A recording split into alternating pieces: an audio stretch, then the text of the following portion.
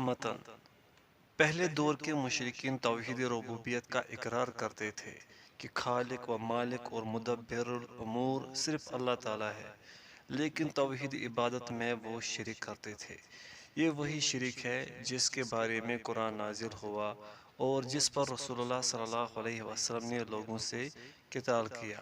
یہ بھی جانتے چلے کہ پہلے لوگوں کا شرک ہمارے دور کے لوگوں کے شرک سے دو وجہ سے کمتر تھا۔ پوائنٹ فرسٹ: پہلے دور کے مشرکین صرف راحت و آرام کی حالت میں ملائکہ، اولیاء یا بتوں کو پکارتے اور انہیں اللہ کا شریک ٹھہراتے تھے۔ سختی اور پریشانی کے وقت سب کو چھوڑ کر صرف اللہ تعالیٰ کو پکارتے تھے، جیسے کہ مندرجہ ذیل آیات میں بیان کیا گیا ہے۔ ترجمہ: جب سمندر میں تم آفت میں گرفتار ہوتے ہو تو اللہ کے سوا جن جن کو تم پکارا کرتے تھے سب بھول جاتے ہو۔ پھر وہ اللہ جب تم کو خشکی پر بچا لاتا ہے تو تم اللہ سے منہ پھیر لیتے ہو اور انسان بڑا ہی ناشکرا ہے۔ سورۃ الاسراء۔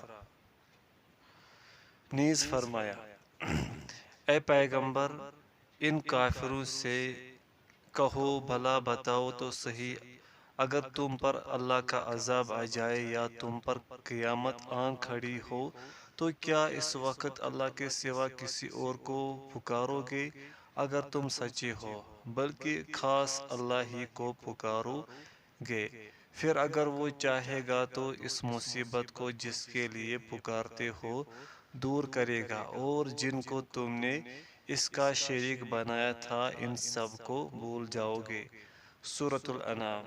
نیز فرمایا: جب آدمی کو کوئی تکلیف پہنچتی ہے تو خوب دل سے اپنے رب کی طرف رجوع کر کے اس کو پکارتا ہے، پھر جب وہ اپنی طرف سے اس کو کوئی نعمت دیتا ہے تو اس کو بھول جاتا ہے جس کو اس سے پہلے پکارتا تھا، اور دوسروں کو اللہ کا شریک ٹھہراتا ہے تاکہ وہ اس کے راہ سے دوسروں کو گمراہ کر دے۔ سورۃ الزمر۔ نیز فرمایا: جب موجیں سائبانوں کی طرح ان کو ڈھانک لیتی ہے تو اس وقت سچے دل سے اللہ ہی کی بندگی کر کے اسی کو پکارتے ہیں۔ سورہ لقمان۔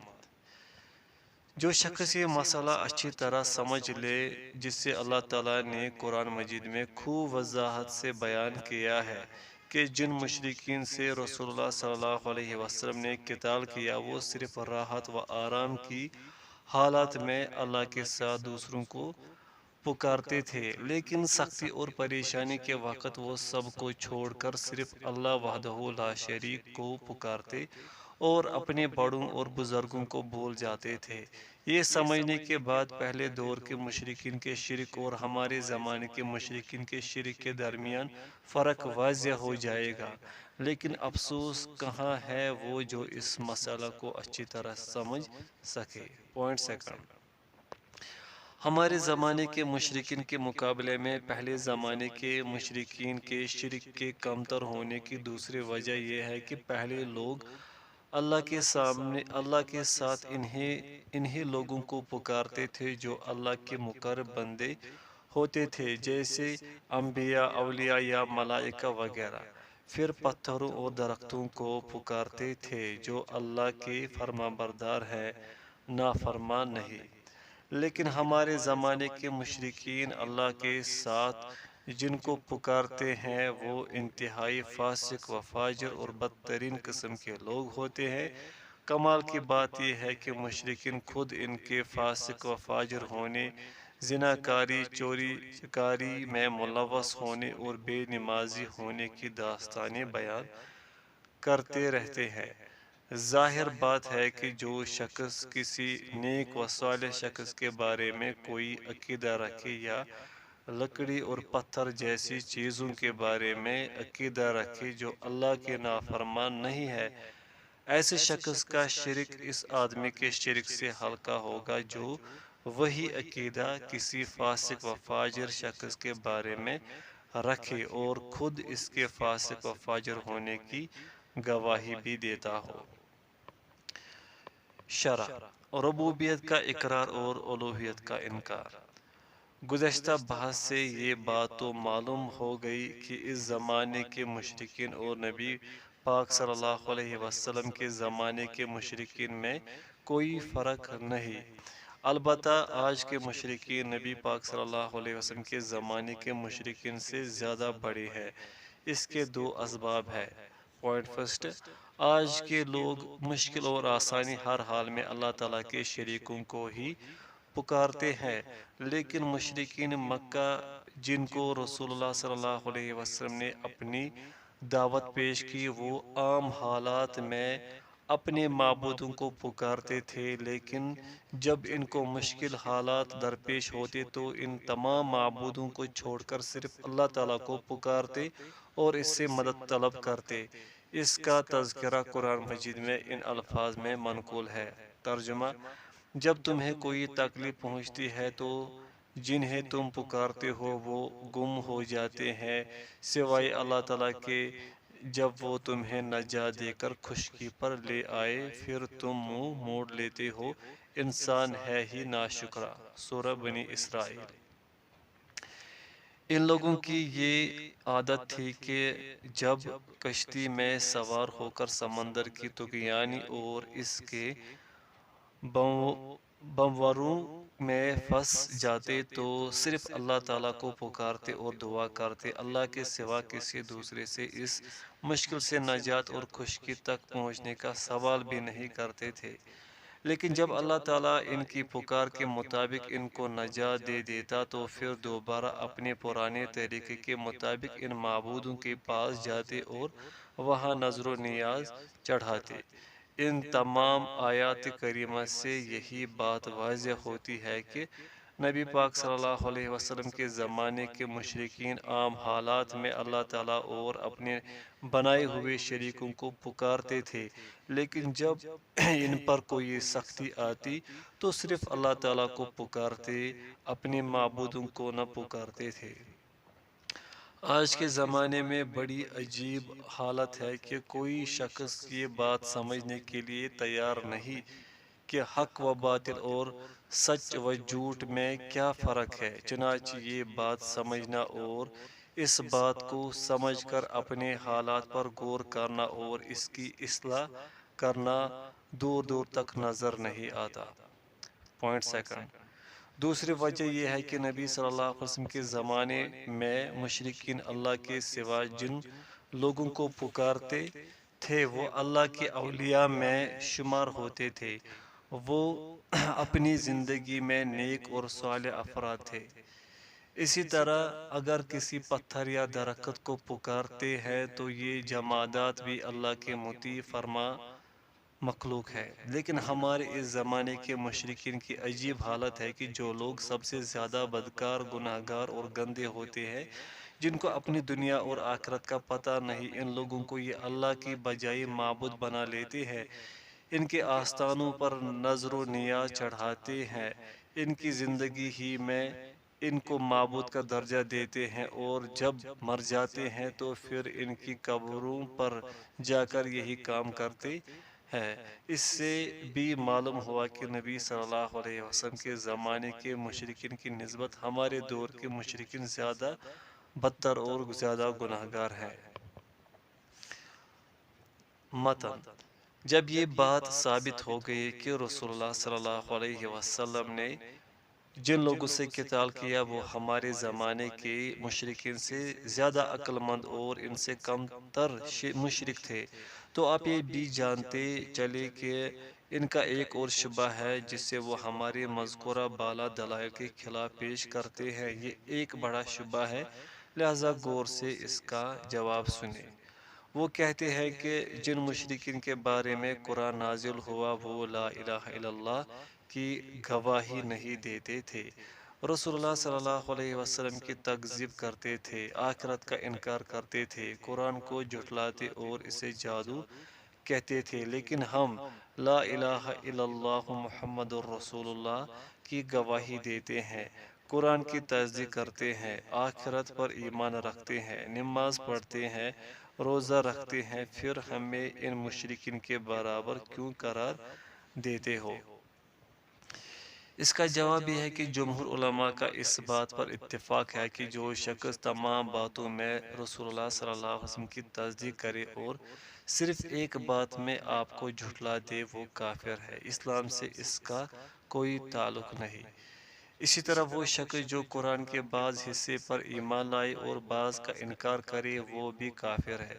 جیسے کوئی شخص توحید کا اقرار کرے اور نماز کا انکار کرے، یا توحید اور نماز دونوں کا اقرار کرے اور زکوٰۃ کا انکار کرے، یا ان سب فرائض کا اقرار کرے اور روزے کا انکار کرے، یا ان سب کا اقرار کرے اور حج کا انکار کر دے تو ایسا شخص بھی کافر ہے۔ جب نبی صلی اللہ علیہ وسلم کے عہد مبارک میں بعض لوگوں نے حج سے انکار کر دیا تو اللہ تعالیٰ نے ان کے بارے میں ارشاد فرمایا، ترجمہ: اور اللہ کی طرف سے لوگوں پر فرض ہے کہ جو اس تک پہنچنے کی طاقت رکھتا ہو وہ خانہ کعبہ کا حج کرے، اور جو انکار کر دے تو اللہ تعالیٰ تمام دنیا سے بے نیاز ہے۔ مذکورہ پانچوں فرائض کا اقرار کرے مگر یوم آخرت کا انکار کرے تو ایسا شخص بالاجماع کافر ہے اور اس کی جان و مال مباح ہے۔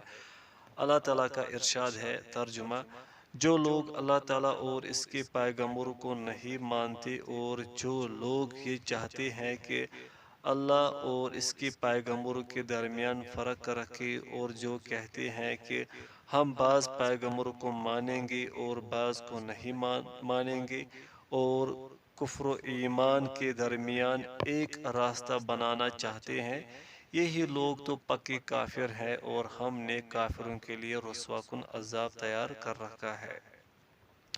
اللہ تعالیٰ نے جب پوری صراحت کے ساتھ یہ بیان فرما دیا کہ جو شخص بعض حصوں پر ایمان لائے اور بعض کا انکار کرے وہ پکا کافر ہے، تو مشرکین کا پیش کردہ مذکورہ شبہ بھی ختم ہو جاتا ہے۔ شرح: کفر کسے کہتے ہیں؟ گزشتہ بحث سے آپ کو یہ بات معلوم ہو گئی کہ رسول اللہ صلی اللہ علیہ وسلم کے زمانے میں لوگ زیادہ سمجھدار تھے، اسی اعتبار سے ان کا شرک آج کے زمانے کے شرک سے کمتر تھا۔ تو آئیے اب دیکھیں یہ لوگ کیا اعتراض کرتے ہیں۔ شبہ نمبر 11: مشرکین مکہ کلمہ لا الہ الا اللہ کے منکر تھے، محمد صلی اللہ علیہ وسلم کو رسول تسلیم کرنے سے انکار کرتے تھے، قیامت کے دن دوبارہ اٹھنے، حساب دینے کا انکار کرتے، اسی طرح قرآن مجید کا بھی انکار کرتے تھے۔ لیکن ہمارے زمانے کے مشرکین کہتے ہیں ہم لا الہ الا اللہ کہتے ہیں، محمد رسول اللہ صلی اللہ علیہ وسلم کو نبی تسلیم کرتے ہیں، ہم قرآن پاک کی بھی تصدیق کرتے ہیں، قیامت کے دن اللہ کے سامنے پیش ہونا، نماز کی اقامت، زکوٰۃ کی ادائیگی کرتے ہیں اور روزے بھی رکھتے ہیں، پھر آپ لوگ ہمیں ان جیسے مشرک کیسے بنا سکتے ہیں کہ اس زمانے کے مشرک اور آج کے مشرک ایک جیسے ہیں؟ جواب: علماء کا اس بات پر اتفاق ہے کہ جو شخص رسول اللہ صلی اللہ علیہ وسلم کے لائے ہوئے دین کے کسی بھی حصے کا انکار کر دے یا اس کو جھٹلائے، اس کی حیثیت وہی ہے جو پورے دین اسلام کا انکار کرتا ہو۔ تمام انبیاء میں سے کسی ایک کا بھی انکار کرنا ایسا ہے جیسے پورے دین اسلام اور تمام انبیاء کا انکار کرنا ہو۔ قرآن مجید میں اللہ تعالیٰ نے متعدد مقامات پر اس کا تذکرہ کیا ہے۔ ترجمہ: یقیناً جو لوگ اللہ اور رسول کا انکار کرتے ہیں اور چاہتے ہیں کہ اللہ اور رسول میں فرق کرے، وہ یہ بھی کہتے ہیں کہ ہم کچھ باتوں پر ایمان لاتے ہیں اور کچھ کا انکار کرتے ہیں، وہ یہ چاہتے ہیں کہ ان کے درمیان ایک راستہ بنا لے، یہی حقیقی کافر ہے۔ سورۃ النساء۔ دوسری جگہ فرمایا، ترجمہ: کیا تم کتاب کے کچھ حصے کو مانتے ہو اور کچھ کا انکار کرتے ہو؟ جو شخص ایسا کرے گا اس شخص کا بدلہ دنیا میں رسوائی ہے اور قیامت کے دن اس کو سخت عذاب کی طرف پھینک دیا جائے گا، اور اللہ تعالیٰ تمہارے اس طرح کے کاموں سے غافل نہیں ہے۔ سورۃ البقرہ۔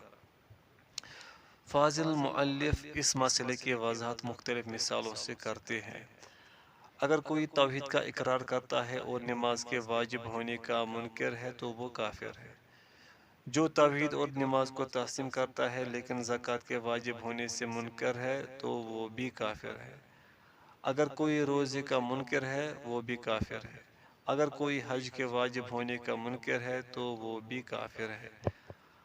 اگر کوئی شخص ان ساری باتوں کو تسلیم کرتا ہے لیکن قیامت کے دن اللہ کے سامنے اٹھنے اور حساب و کتاب کا منکر ہے تو یہ شخص بھی کافر ہے۔ اللہ تعالیٰ فرماتے ہیں ترجمہ، کافروں نے یہ سمجھا ہے کہ وہ دوبارہ نہیں اٹھائے جائیں گے، کہہ دیجئے کیوں نہیں، قسم ہے میرے رب کی تمہیں ضرور اٹھایا جائے گا، پھر تمہیں تمہارے کاموں کی خبر دی جائے گی اور یہ بات اللہ تعالیٰ کے لیے آسان ہے۔ سورہ التغابن۔ مؤلف رحمہ اللہ فرماتے ہیں اس بات پر اہل علم کا اتفاق ہے۔ متن مذکورہ شبہ کے جواب میں معترض سے یہ بھی کہا جائے گا کہ جب تم اس بات کا اقرار کرتے ہو کہ جو شخص تمام امور میں رسول اللہ صلی اللہ علیہ وسلم کی تصدیق کرے اور صرف نماز کے وجوب کا انکار کر دے تو وہ بالاجماع کافر ہے اور اس کے جان و مال مباح ہے، یا اسی طرح جو شخص تمام فرائض کا اقرار کرے اور صرف یوم آخرت کا انکار کر دے یا تمام چیزوں کا اقرار کرے مگر رمضان کے روزے کی فرضیت کا انکار کر دے وہ بالاجماع کافر ہے۔ کسی بھی مذہب کا اس میں اختلاف نہیں۔ یہ بات سب جانتے ہیں کہ توحید رسول اللہ صلی اللہ علیہ وسلم کا لایا ہوا سب سے اہم فریضہ ہے اور اس کی حیثیت نماز، زکوٰۃ، روزہ اور حج سے بھی بڑھ کر ہے۔ تو یہ کیسے ہو سکتا ہے کہ رسول اللہ صلی اللہ علیہ وسلم کی لائی ہوئی شریعت پر مکمل عمل کے باوجود کوئی شخص اگر اس میں سے ایک بات کا بھی انکار کر دے تو وہ کافر ہو جائے، لیکن اگر کوئی توحید کا انکار کر دے جو تمام انبیاء کا دین ہے اسے کافر نہ کہا جائے؟ سبحان اللہ، یہ کتنی عجیب جہالت ہے۔ معترض سے جواب میں یہ کہا جائے گا کہ صحابہ کرام نے بنو حنیفہ سے قتال کیا، حالانکہ بنو حنیفہ کے لوگ رسول اللہ صلی اللہ علیہ وسلم پر ایمان لائے تھے اور لا الہ الا اللہ محمد رسول اللہ کا اقرار کرتے تھے، اذان دیتے تھے اور نماز بھی پڑھتے تھے۔ اس پر اگر وہ کہے کہ صحابہ کرام رضی اللہ عنہ نے بنو حنیفہ سے اس لیے قتال کیا کہ وہ مسلمہ کو نبی کہتے تھے، اس پر آپ جواب دیں کہ ہم بھی تو یہی کہتے ہیں کہ بنو حنیفہ نے جب ایک شخص کو نبوت کے درجے تک پہنچا دیا تو ان کا شہادتین کا اقرار کرنا، نماز پڑھنا اور روزہ رکھنا کچھ کام نہ آ سکا اور وہ کافر اور مباح الدم قرار پائے۔ اب جو شخص شمسان یوسف یا کسی صحابی کو الوہیت کے درجے تک پہنچا دے وہ کیوں کر مسلمان باقی رہے گا؟ اللہ تعالیٰ نے فرمایا ترجمہ، اسی طرح اللہ تعالیٰ ان لوگوں کے دلوں پر مہر کر دیتا ہے جو علم نہیں رکھتے۔ شرح: جب آپ پر یہ بات واضح ہو گئی کہ نماز، زکوٰۃ، روزہ، حج اور قیامت کے دن اللہ کے ہاں پیش ہونے سے انکار کرنے والا اللہ تعالیٰ کا منکر اور کافر ہے، یعنی اگر کوئی رسول اللہ صلی اللہ علیہ وسلم کی لائی ہوئی شریعت میں سے کسی حصہ کا منکر ہو تو کافر قرار پائے، پھر ایسا شخص جو توحید کا انکار کرتا ہے اور اللہ کے شریک بناتا ہے کیسے کافر نہ ہوگا؟ بڑی عجیب بات ہے کہ توحید کے منکر کو مسلمان کہا جاتا ہے لیکن باقی تمام ارکان اسلام کے منکر کو کافر کہا جائے، حالانکہ انبیاء کی بنیادی دعوت توحید تھی اور تمام انبیاء یہی دعوت لے کر اس دنیا میں تشریف لائے۔ اللہ تعالیٰ فرماتے ہیں ترجمہ، ہم نے آپ سے پہلے جس رسول کو بھی مبعوث کیا اس کی طرف یہی پیغام بھیجا کہ اللہ کے سوا کوئی عبادت کے لائق نہیں، تم صرف میری ہی عبادت کرنا۔ سورۃ الانبیاء۔ ارکان اسلام میں یہ سب سے پہلا بنیادی واجب ہے، جو اس کے وجوب کو تسلیم نہیں کرتا اس کا اسلام بھی معتبر نہیں۔ اللہ تعالیٰ فرماتے ہیں ترجمہ، یقیناً تمہاری طرح بھی یہی وحی کی گئی اور تم سے پہلے بھی کہ اگر تم شرک کرو گے تو تمہارے اعمال ضائع ہو جائیں گے اور تم بھی نقصان اٹھانے والے ہوں گے، بلکہ تم اللہ تعالیٰ کی عبادت کرو اور شکر کرنے والوں میں سے ہو جاؤ۔ سورہ الزمر۔ ان آیات سے معلوم ہوا کہ جو شخص نماز، روزہ، زکوٰۃ یا قیامت کے دن اٹھنے کا منکر ہے، ایسا شخص کافر ہے، بلکہ جو توحید کا انکار کرتا ہے وہ شخص ارکان اسلام کے منکر ہے، زیادہ بدتر کافر ہے۔ تیسرا جواب، صحابہ کرام رضی اللہ عنہم نے مسیلمہ اور اس کی جماعت کے ساتھ جنگ کی، ان کے مال و جان کو حلال سمجھتے ہوئے ان کو گرفتار کیا اور قتل بھی، حالانکہ مسیلمہ اور اس کے ساتھی اللہ تعالیٰ کی وحدانیت کو تسلیم کرتے تھے، نیز محمد صلی اللہ علیہ وسلم کو اللہ کا بندہ اور رسول تسلیم کرتے تھے، اذانیں دے کر نمازیں بھی پڑھا کرتے تھے، لیکن ان کا جرم صرف یہ تھا کہ انہوں نے ایک آدمی کو نبی صلی اللہ علیہ وسلم کے مرتبے پر بٹھایا۔ جو شخص اللہ کی مخلوق میں سے کسی کو نبی صلی اللہ علیہ وسلم کے مرتبے کے بجائے اللہ تعالیٰ جو کائنات کا خالق و مالک ہے اس کے مرتبے پر سمجھے، پھر وہ خود کو مسلمان کہے، آیا یہ شخص کافر کہلانے کا زیادہ حقدار نہیں؟ چنانچہ یہ بات بالکل واضح ہے، لیکن نتیجہ وہی ہے جو اللہ تعالیٰ نے فرمایا۔ ترجمہ، اللہ تعالیٰ نے مہر لگا دی ہے ان لوگوں کے دلوں پر جو اللہ کی وحدانیت کو اور دین اسلام کے حقائق سے ناواقف ہے۔ سورہ الروم۔ متن، معترض کو یہ جواب دیا جائے گا کہ علی رضی اللہ عنہ نے جن لوگوں کو آگ سے جلایا تھا وہ سب کے سب اسلام کے دعوے دار اور خود علی رضی اللہ عنہ کے ساتھیوں میں سے تھے، اور صحابہ کرام سے انہوں نے علم سیکھا تھا، لیکن جب انہوں نے علی رضی اللہ عنہ کے بارے میں الوہیت کا ایسا عقیدہ ظاہر کیا جیسا عقیدہ وہ یوسف اور شمسان کے بارے میں رکھتے تھے، تو تمام صحابہ کرام رضی اللہ عنہم نے متفقہ طور پر انہیں کافر قرار دے دیا اور ان کو قتل کیا۔ آپ یہ کہہ سکتے ہیں کہ صحابہ کرام رضی اللہ عنہم مسلمانوں کو کافر قرار دیتے تھے، یا یہ کہ علی رضی اللہ عنہ کے بارے میں ایسا عقیدہ رکھنا تو کفر ہے، لیکن تاج، یوسف اور شمسان وغیرہ کے بارے میں ایسا عقیدہ رکھنے میں کوئی حرج نہیں۔ شریعت کی مخالفت کا نتیجہ، جواباً یہ بھی کہا جائے گا کہ بنو عبید القداح جنہوں نے عہد عباسیہ میں مصر اور مغرب پر حکومت کی، وہ سب لا الہ الا اللہ محمد رسول اللہ کی شہادت دیتے تھے، اسلام کے دعوے دار تھے اور جمعہ و جماعت کا بھی اہتمام کرتے تھے، لیکن جب انہوں نے بعض چھوٹے چھوٹے امور میں جو شرک کے مسئلہ سے کہیں کمتر تھے شریعت کی مخالفت ظاہر کی، تو علماء اسلام نے متفقہ طور پر ان کے کفر اور ان سے قتال کرنے کا فتویٰ دیا، ان کے شہروں کو دارالحرب قرار دیا اور مسلمانوں نے لڑائی کر کے وہ تمام اسلامی شہر آزاد کرا لیے جو ان کے زیر اقتدار تھے۔ شرح، چوتھا جواب، یہ لوگ اسلام کا دعویٰ رکھتے تھے اور ان صحابہ کرام کے شاگرد تھے، لیکن اس کے باوجود ان کو کافر کہا گیا اور آگ جلا کر اس میں انہیں زندہ ہی جھونک دیا گیا۔ ان کا جرم یہ تھا کہ علی بن ابی طالب رضی اللہ عنہ بھی الہ اور معبود ہیں۔ آپ کیا سمجھتے ہیں کہ صحابہ کرام نے ان لوگوں کو قتل کرنے پر کیسے اتفاق کیا؟ کیا یہ ممکن ہے کہ صحابہ کرام ایسے لوگوں کے قتل کرنے کو جائز سمجھے جن کا قتل حرام ہو، اور ایسے افراد کو کافر کہیں جو حقیقت میں کافر نہ ہو؟ یہ بات ناممکن ہے۔ اگر صحابہ کرام کے علاوہ کسی کو الہ بنایا جائے تو کوئی حرج نہیں، لیکن علی رضی اللہ عنہ یا کسی صحابی یا کسی نبی یا کسی بزرگ ہستی کو معبود بنایا جائے تو انسان کافر ہو سکتا ہے۔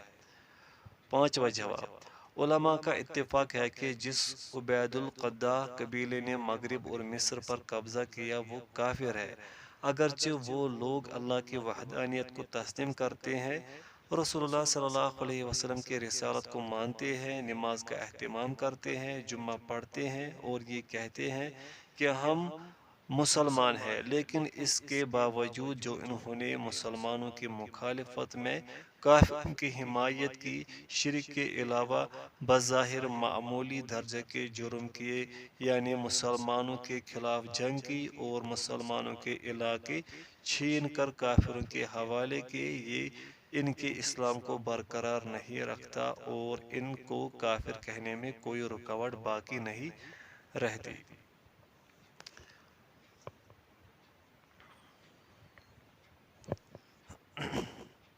متن آپ یہ بھی جواب دے سکتے ہیں کہ پہلے لوگ صرف اس وجہ سے کافر قرار دیے گئے کہ انہوں نے شرک، رسول اور قرآن کی تکذیب اور قیامت کا انکار سب کچھ اکٹھا کر لیا تھا۔ پھر اس باب کا کیا مطلب ہوگا جو ہر مذہب کے علماء نے اپنی اپنی کتابوں میں ذکر کیا ہے؟ مثلا باب حکم مرتد کے حکم کا بیان۔ مرتد وہ شخص ہے جو اسلام لانے کے بعد کافر ہو جائے۔ اس کے بعد علماء نے مرتد کی بہت سی اقسام بیان کی ہے، جن میں سے ہر قسم میں انسان کافر اور مباح الدم ہو جاتا ہے۔ یہاں تک کہ فقہا نے وہ چھوٹے چھوٹے امور بھی بیان فرمائے ہیں جن سے انسان مرتد ہو جاتا ہے، جیسے دل سے اعتقاد رکھے بغیر زبان سے کوئی بات کہہ دینا یا ہنسی مذاق کے طور پر منہ سے کوئی جملہ نکال دینا۔ یہ جواب بھی دیا جائے گا کہ اللہ تعالیٰ کا ارشاد ہے، ترجمہ: وہ منافق اللہ کی قسمیں کھاتے ہیں کہ انہوں نے یہ بات نہیں کہی، حالانکہ وہ بلا شبہ کفر کی بات کہہ چکے، اور اسلام لانے اور اس کا اظہار کرنے کے بعد پھر وہ کافر بن گئے۔ اس آیت میں اللہ تعالیٰ نے جن لوگوں کا ذکر کیا ہے، صرف ایک بات کی وجہ سے انہیں کافر قرار دے دیا، حالانکہ وہ لوگ رسول اللہ صلی اللہ علیہ وسلم کے زمانے میں تھے، آپ کے ساتھ جہاد میں شریک ہوتے، نماز پڑھتے، زکوٰۃ دیتے، حج کرتے اور اللہ کی وحدانیت کی گواہی دیتے تھے۔ ایک دوسرے مقام پر اللہ تعالیٰ نے فرمایا، ترجمہ: اے پیغمبر، ان سے کہہ دو، کیا تم اللہ تعالیٰ اور اس کی آیتوں اور اس کے رسول سے ہنسی ٹھٹا کرتے ہو؟ بہانے مت بناؤ، تم ایمان لا کر ایمان کا دعویٰ کر کے پھر کافر ہو گئے۔ اللہ تعالیٰ نے اس آیت میں جن لوگوں کا ذکر کیا ہے اور جن کے بارے میں یہ صراحت فرمائی ہے کہ وہ ایمان کے بعد کافر ہو گئے، وہ غزوہ تبوک میں رسول اللہ صلی اللہ علیہ وسلم کے ساتھ تھے اور ان کی زبان سے ایک بات نکل گئی تھی جس کے بارے میں وہ خود اقرار کرتے تھے کہ ہم نے اسے بطور مذاق کہا تھا۔ آپ مشرکین کے اس شبہ پر پھر سے غور کریں جو یہ کہتے ہیں کہ تم ان مسلمانوں کو کیسے کافر گردانتے ہو جو لا الہ الا اللہ کی گواہی دیتے ہیں، نماز پڑھتے ہیں اور روزہ بھی رکھتے ہیں، اور اس کے بعد اس شبہ کا مذکورہ جواب دھیان سے پڑھیں۔ یہ بڑا ہی مفید اور گراں قدر جواب ہے۔ شرح: چھٹا جواب: اگر کوئی شخص یہ تعویل کرے کہ جب تک کسی آدمی میں شرک اور کفر جیسے سب جرائم جمع نہ ہو جائے، اس وقت تک وہ شخص کافر نہیں ہوتا، پھر کتب احادیث میں محدثین و فقہا نے جو ابواب قائم کیے ہیں کہ مرتد کا حکم کیا ہو، اس میں ذکر کردہ کفر کے مختلف اقسام کا مفہوم کیا ہوگا۔ اس باب میں ذکر کردہ ہر طرح کے معمولی جرم سے بھی انسان کافر ہو جاتا ہے، معمولی جملہ ہو یا مزاح کی باتیں ہوں، لہذا کسی بھی ایسے جرم سے انسان کافر ہو جاتا ہے، اگرچہ باقی زندگی میں مکمل مسلمان ہی کیوں نہ ہو۔ فقہا و محدثین نے اپنی کتابوں میں ان معمولی مجرموں کو بھی کافر ہی کہا ہے۔ اس کی مزید وضاحت آئندہ کسی موقع پر ہوگی۔ ساتواں جواب: اس کی تفصیل دراصل دو واقعات ہے۔ پوائنٹ فرسٹ: اللہ تعالیٰ نے ان منافقین کو بھی کافر کہا جنہوں نے صرف کفریہ جملہ بولا تھا، حالانکہ وہ لوگ نبی صلی اللہ علیہ وسلم کے ساتھ نمازیں پڑھتے تھے، نبی صلی اللہ علیہ وسلم ان کا تزکیہ و تربیت کرتے، وہ حج کرتے، جہاد کرتے اور عقیدہ توحید کو تسلیم بھی کرتے تھے، لیکن پھر بھی ان منافقوں کو کافر کہا گیا۔ 2 ایسے منافقوں کو بھی کافر کہا گیا جنہوں نے اللہ تعالیٰ اس کی آیات اور اس کے رسول صلی اللہ علیہ وسلم کو مذاق کیا تھا اور کہا تھا ہم نے ان کاریوں جیسے پیٹوں اور ان جیسے جھوٹے اور بزدل نہیں دیکھے۔ ان کا اشارہ رسول اللہ صلی اللہ علیہ وسلم اور آپ کے صحابہ کرام جو قراء کرام تھے ان کی طرف تھا۔ جب انہوں نے یہ جملہ کہا تو ایسے لوگوں کے متعلق اللہ تعالیٰ نے یہ آیت کریمہ نازل فرمائی۔ ترجمہ: اگر تو ان سے پوچھے تو یہ ضرور کہیں گے کہ ہم تو گپ شپ لگا رہے تھے اور ہنسی مذاق کر رہے تھے۔ کہہ دیجئے کیا تم اللہ کی اور اس کی آیات اور اس کے رسول سے مزاح کرتے ہو؟ آج تم معذرت پیش نہ کرو، تم ایمان لانے کے بعد کافر ہو چکے ہو۔ سورہ التوبہ۔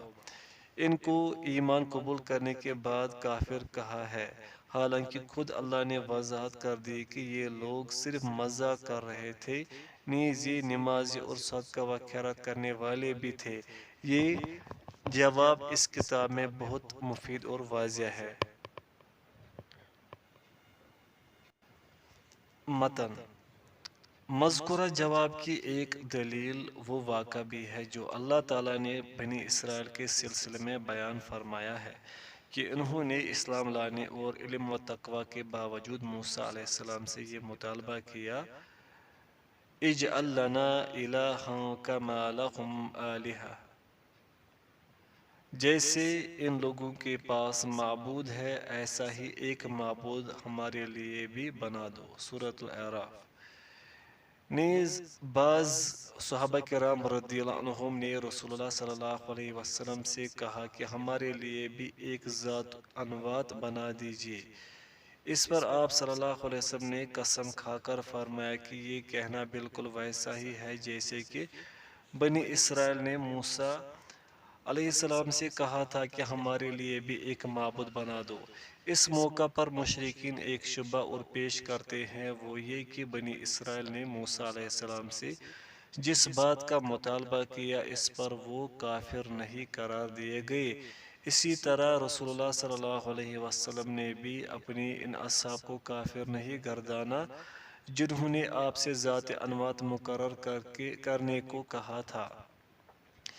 اس شبہ کا جواب یہ ہے کہ بنی اسرائیل نے موسیٰ علیہ السلام سے معبود بنانے کا صرف مطالبہ کیا تھا، معبود بنایا نہیں تھا۔ اسی طرح بعض صحابہ کرام نے رسول اللہ صلی اللہ علیہ وسلم سے ذات انوات بنانے کی صرف درخواست کی تھی۔ اس بات پر کسی کا اختلاف نہیں کہ بنی اسرائیل نے جس چیز کا مطالبہ کیا تھا اگر وہ کر گزرتے یا صحابہ کرام رضی اللہ عنہم نے رسول اللہ صلی اللہ علیہ وسلم کی بات نہ مانی ہوتی اور منع کرنے کے باوجود ذات انوات بنا لیا ہوتا تو وہ کافر قرار پاتے۔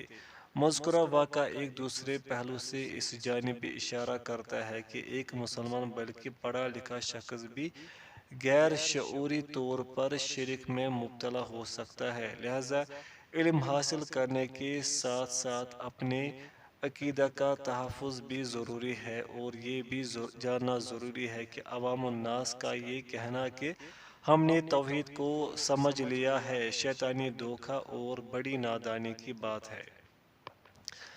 مذکورہ واقعہ سے یہ بھی پتہ چلتا ہے کہ ایک مسلمان مجتہد اگر لا علمی میں کوئی کفریہ بات کہہ دے اور تنبیہ کے بعد فوراً اس سے توبہ کر لے تو وہ کافر نہیں ہوگا، جیسے کہ بنی اسرائیل نے کیا اور انہوں نے کہا جنہوں نے نبی صلی اللہ علیہ وسلم سے ذات انوات کے بارے سوال کیا تھا۔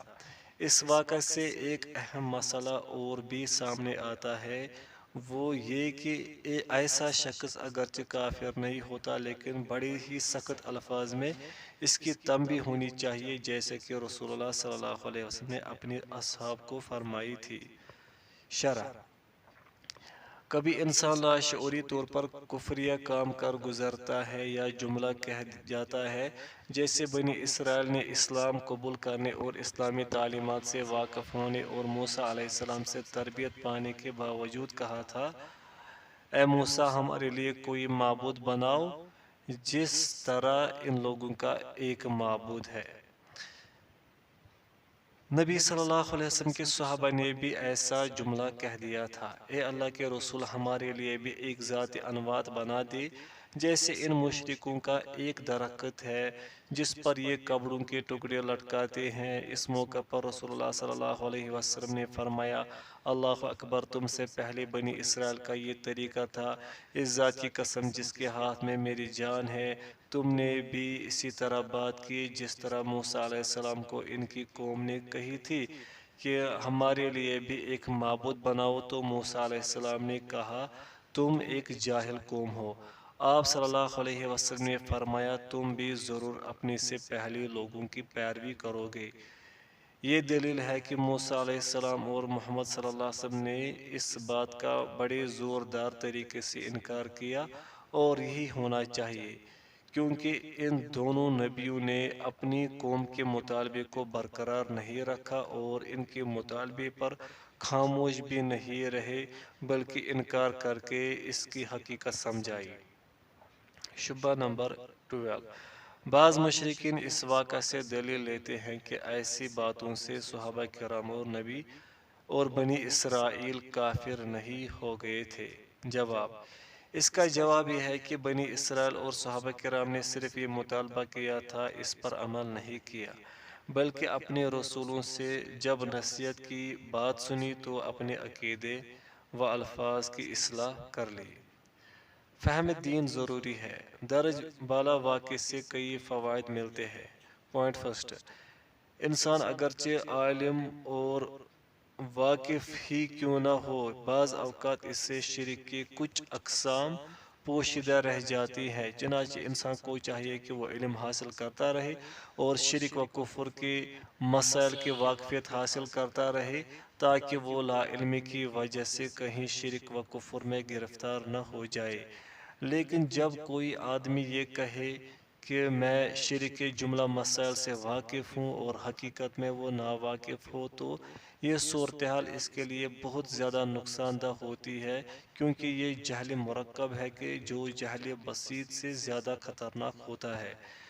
جو سمجھتا ہے کہ میں اس چیز سے ناواقف ہوں، یقیناً وہ اس کا علم حاصل کرے گا اور اپنے علوم سے فائدہ اٹھائے گا، لیکن جو یہ سمجھتا ہے کہ مجھے ہر چیز کا علم ہے، وہ جستجو اور تلاش کی بجائے دین مخالف سرگرمیوں میں مصروف ہو جائے گا۔ پوائنٹ سیکنڈ، اگر کسی مسلمان سے ایسا جملہ سرزد ہو جائے جو جہالت کی وجہ سے اس کی زبان سے نکلا ہے اور وہ جملہ کفریہ ہے، پھر اس کو سمجھانے پر وہ اپنی اصلاح کر لے اور توبہ کرے، ایسے شخص کو یہ جملہ نقصان دہ نہیں ہوتا، کیونکہ لا علمی کی وجہ سے وہ معذور ہوگا۔ اللہ نے کسی انسان پر اس کی طاقت سے زیادہ بوجھ نہیں ڈالا، لیکن اگر کوئی سمجھانے کے باوجود اپنی اسی بات پر قائم رہے تو ایسے شخص پر اس کے شرکیہ یا کفریہ جرم کے مطابق فیصلہ کیا جائے گا۔ پوائنٹ تھرڈ، اگر انسان کسی لا علمی کی وجہ سے کفریہ کام کا مطالبہ کر دے یا ایسی بات کر دے تو اس کو سختی سے ڈانٹنا چاہیے، کیونکہ نبی کریم صلی اللہ علیہ وسلم نے بھی صحابہ کرام کو یہی بات کہی تھی۔ اللہ اکبر، یہ وہی طریقے ہیں جو تم سے پہلے لوگوں کے تھے، تم ان کے طریقوں پر چلنے کی کوشش کرتے ہو، حتیٰ کہ جہاں انہوں نے قدم رکھا تم وہی قدم رکھنا چاہتے ہو۔ اس طرح سختی سے ان کا مطالبہ رد کر دینا ضروری ہے۔ متن، مشرکین کا ایک اور شبہ ہے، وہ کہتے ہیں کہ جب اسامہ بن زید رضی اللہ عنہ نے لا الہ الا اللہ کہنے والے شخص کو قتل کر دیا تو رسول اللہ صلی اللہ علیہ وسلم نے اس پر ناراضی ظاہر کی اور فرمایا، کیا تم نے اس کے لا الہ الا اللہ پڑھنے کے بعد بھی اسے قتل کر دیا؟ صحیح بخاری۔ رسول اللہ صلی اللہ علیہ وسلم کی حدیث ہے، مجھے اس بات کا حکم دیا گیا ہے کہ لوگوں سے اس وقت تک قتال کرتا رہوں جب تک کہ وہ لا الہ الا اللہ کا اقرار نہ کر لے۔ صحیح بخاری۔ یہ نادان مشرک ان احادیث کا مطلب یہ نکالتے ہیں کہ لا الہ الا اللہ کا اقرار کر لینے کے بعد آدمی جو بھی چاہے کرے، اسے کافر کہہ سکتے ہیں، نہ قتل کر سکتے ہیں۔ ان نادانوں کو معلوم ہونا چاہیے کہ یہود بھی لا الہ الا اللہ پڑھتے تھے، لیکن رسول اللہ صلی اللہ علیہ وسلم نے ان سے قتال کیا اور انہیں قیدی بنایا۔ بنو حنیفہ کے لوگ بھی لا الہ الا اللہ محمد رسول اللہ کی شہادت دیتے تھے، نماز پڑھتے تھے اور اسلام کا دعویٰ بھی کرتے تھے، لیکن اس کے باوجود صحابہ کرام رضی اللہ عنہم نے ان سے قتال کیا۔ اسی طرح وہ لوگ بھی توحید کا اقرار کرتے تھے جنہیں علی رضی اللہ عنہ نے آگ سے جلایا۔ یہ جاہل اس بات کو تو مانتے ہیں کہ آخرت کا منکر یا اسلام کے کسی رکن کا منکر اگرچہ لا الہ الا اللہ کا اقرار کرتا ہو، کافر اور مباح الدم ہے۔ سوال یہ ہے کہ اسلام کے کسی رکن کا انکار کرنے والے کو جب کلمہ لا الہ الا اللہ کا اقرار کفر سے نہیں بچا سکتا، تو توحید جو تمام انبیاء کے دین کی بنیاد ہے کا انکار کرنے والے کو یہ کلمہ کیوں کر بچا سکتا ہے؟ شرح شبہ نمبر 13۔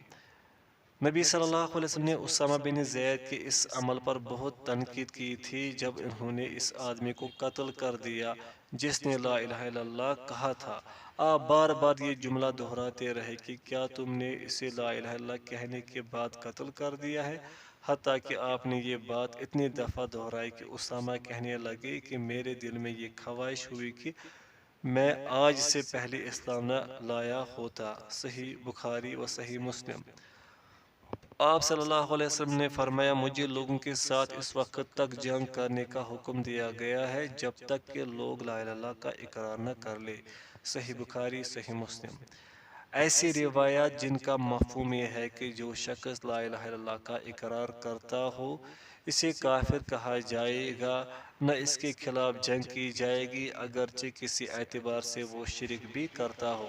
جواب: یہ بہت بڑی جہالت ہے کہ صرف لا الہ الا اللہ کہہ دینے سے انسان آگ کے عذاب سے بچ سکتا ہے۔ کوئی شخص شرک سے پوری طرح اسی وقت پاک ہوگا جب وہ ہر اعتبار سے شرک سے محفوظ ہو۔ اس کا جواب مختلف اعتبار سے دیا جا سکتا ہے۔ نبی صلی اللہ علیہ وسلم نے یہودیوں سے جنگ کی اور انہیں قیدی بھی بنایا، حالانکہ وہ لوگ لا الہ الا اللہ کا اقرار کرتے تھے۔ صحابہ کرام نے بنو حنیفہ کے ساتھ جنگ کی، حالانکہ وہ لوگ لا الہ الا اللہ کا اقرار کرتے تھے، نیز محمد صلی اللہ علیہ وسلم کو رسول بھی تسلیم کرتے تھے، نمازیں پڑھتے اور اپنے آپ کو مسلمان کہلواتے تھے۔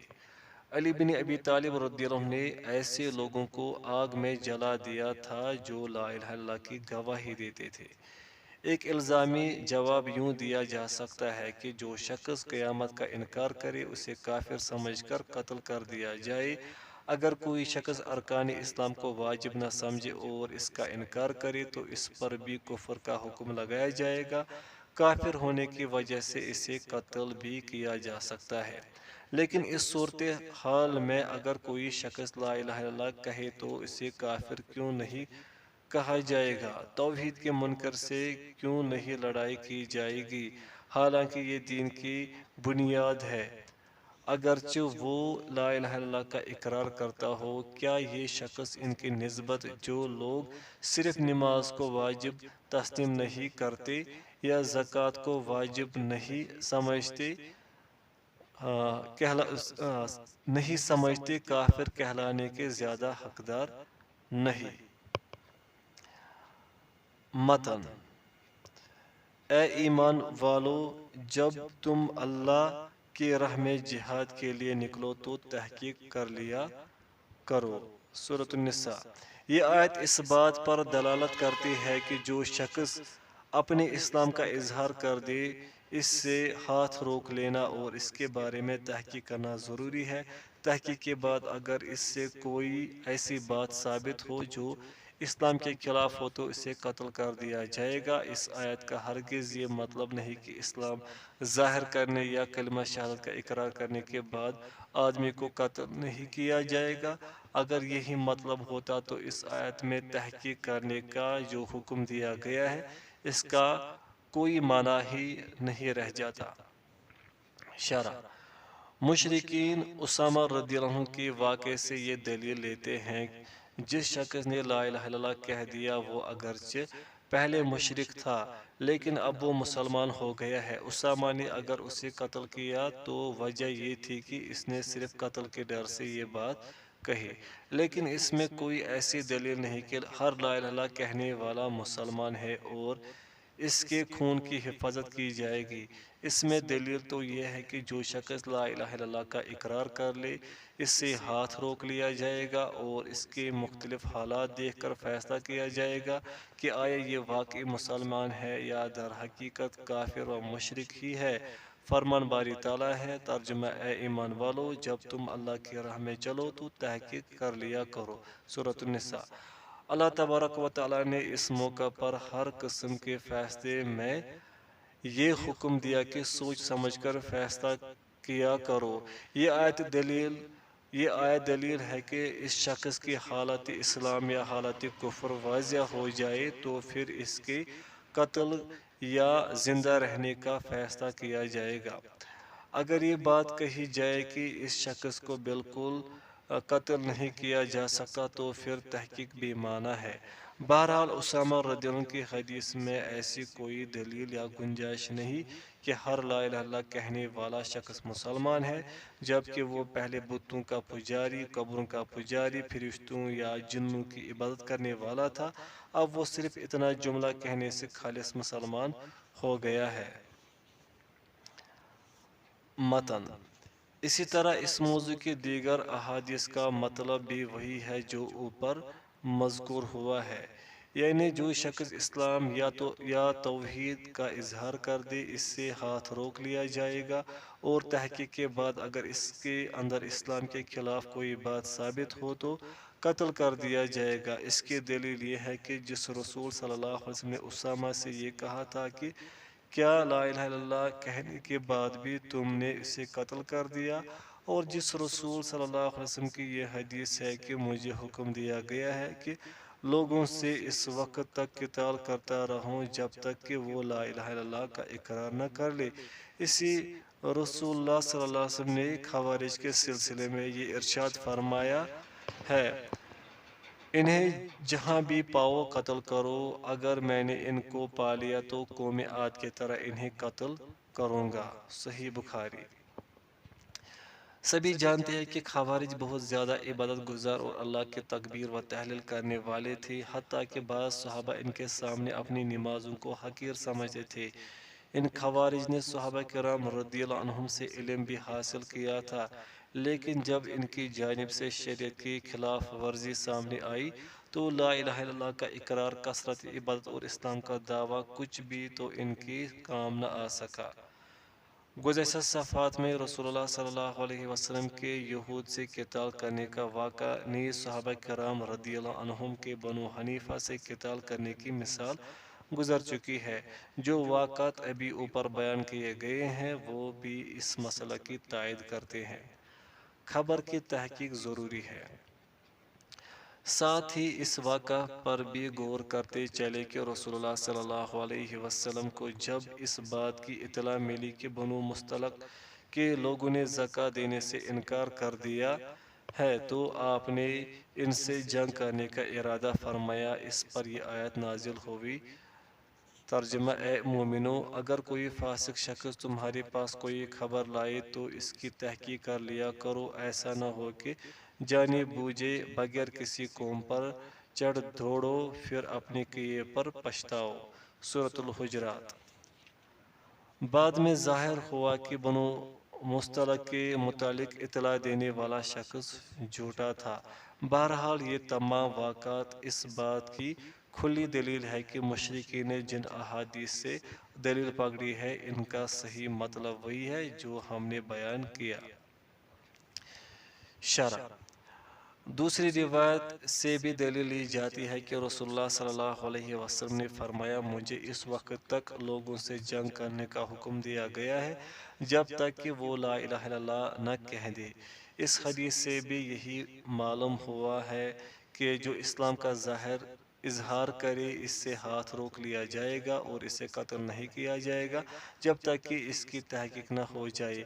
اگر اس کو صرف لا الہ الا اللہ کہنے کی وجہ سے تحفظ ملتا تو اس کے ایمان کی تحقیق کرنے کی ضرورت نہ ہوتی۔ ایک الزامی دلیل یہ ہے کہ جب رسول اللہ صلی اللہ علیہ وسلم نے اسامہ رضی اللہ عنہ سے درج بالا گفتگو فرمائی، اسی طرح دوسرے موقع پر فرمایا کہ مجھے اس وقت تک لوگوں سے لڑائی کا حکم دیا گیا ہے جب تک کہ وہ لا الہ الا اللہ نہ کہہ دے۔ تو آپ صلی اللہ علیہ وسلم نے ہی اس بات کا بھی حکم دیا تھا کہ خارجی جب نکلیں گے تو ان سے جنگ کرنا۔ آپ نے مزید فرمایا تمہیں وہ جہاں بھی ملے ان کو قتل کر دو۔ حالانکہ خارجی نمازیں پڑھتے تھے، اللہ کا ذکر کرتے تھے اور صحابہ کرام کے شاگرد تھے، اس سب کے باوجود ان کے کسی کام نہ آیا، کیونکہ ان کے متعلق نبی صلی اللہ علیہ وسلم نے فرمایا تھا ایمان اور قرآن ان کی ہنسلیوں اور گردنوں سے نیچے نہیں اترے گا۔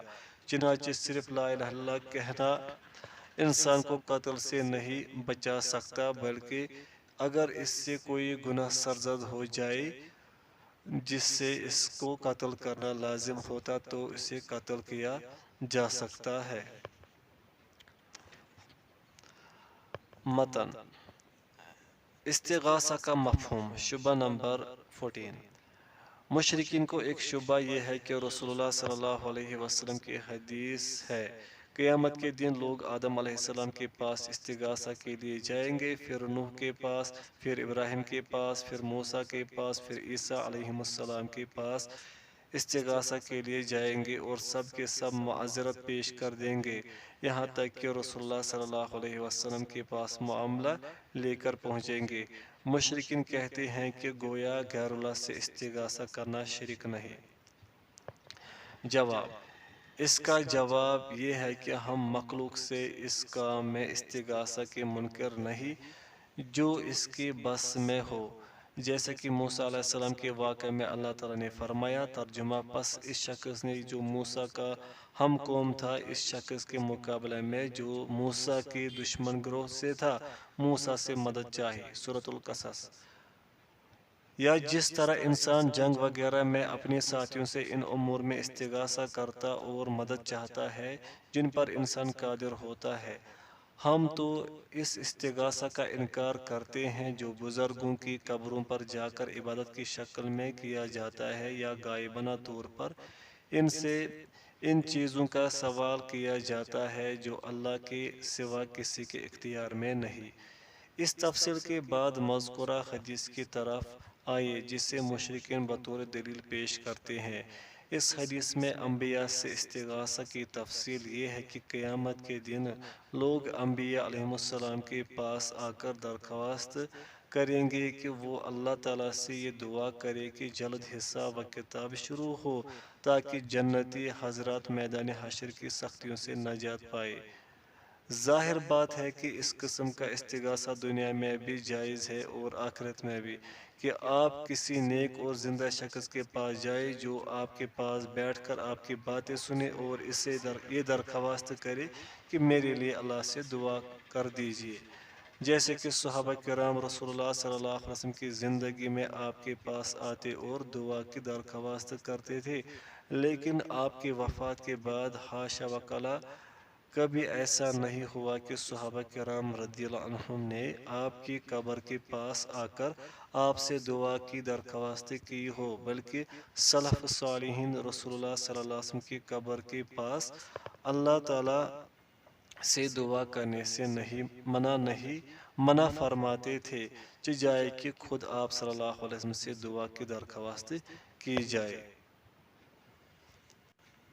شرح، کیا غیر اللہ سے مدد مانگنا شرک نہیں؟ جواب، اس کا جواب دو طرح دیا جا سکتا ہے۔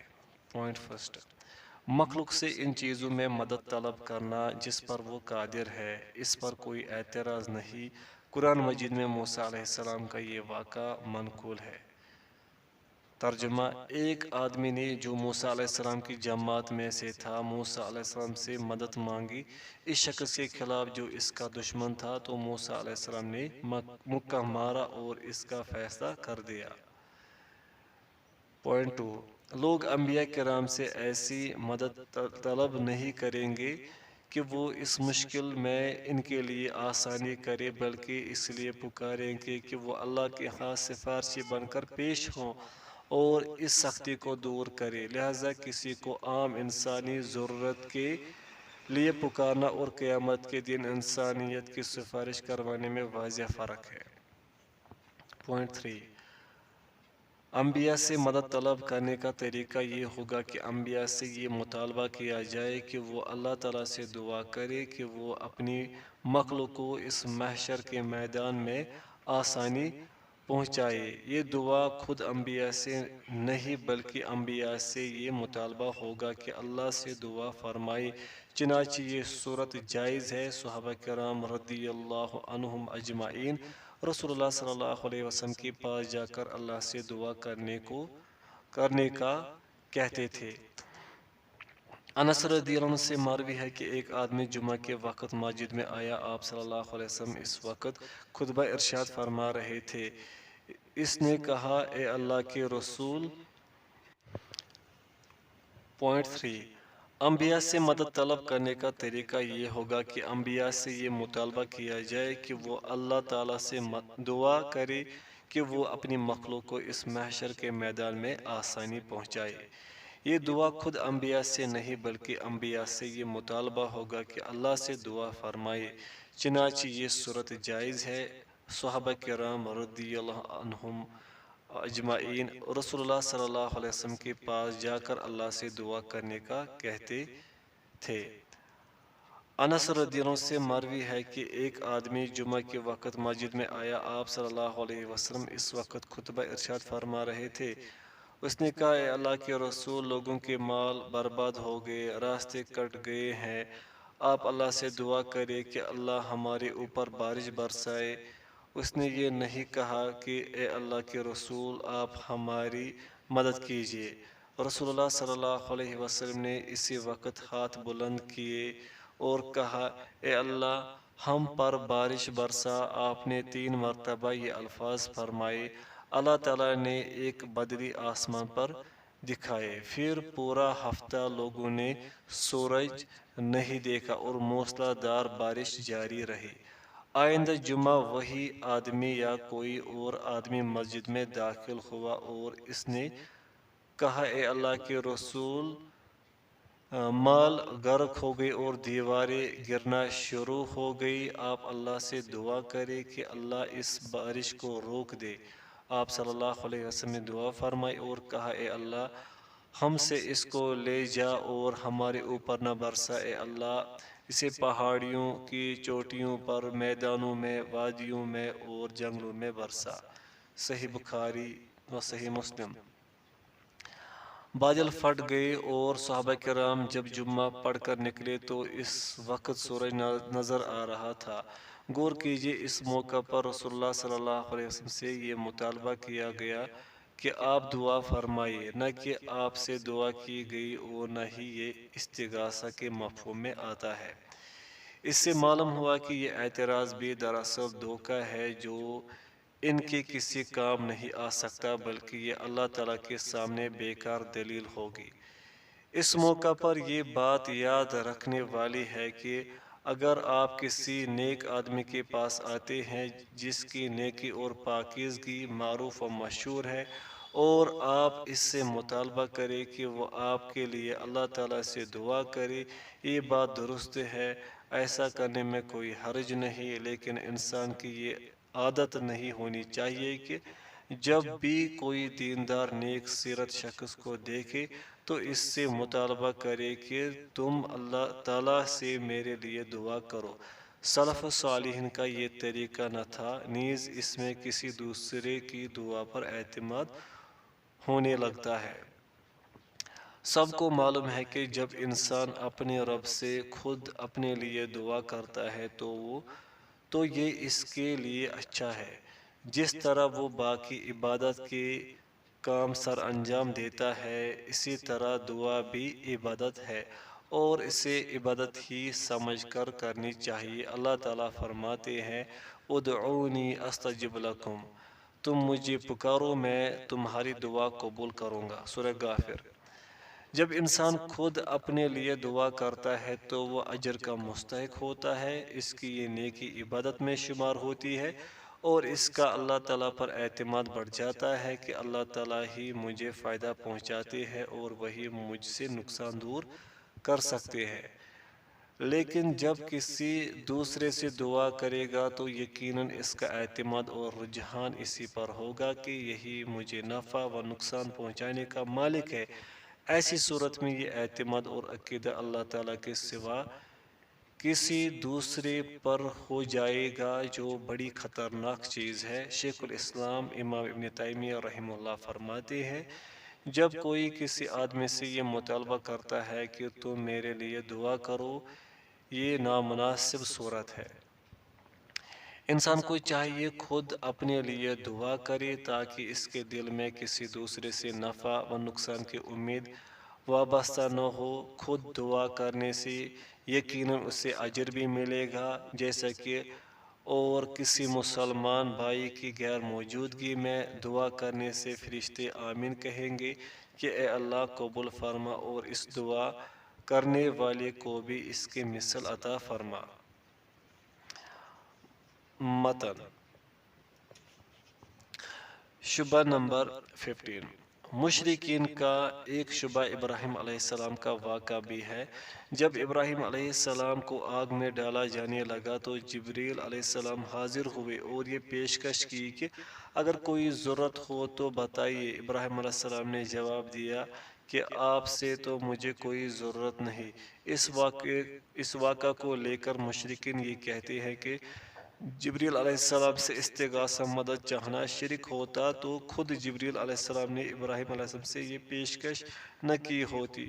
جواب: یہ شبہ در حقیقت پہلی شبہ جیسا ہی ہے اور اس کا جواب بھی وہی ہے کہ جبریل علیہ السلام نے اسی چیز کی پیشکش ابراہیم علیہ السلام سے کی تھی جس پر وہ قادر تھے۔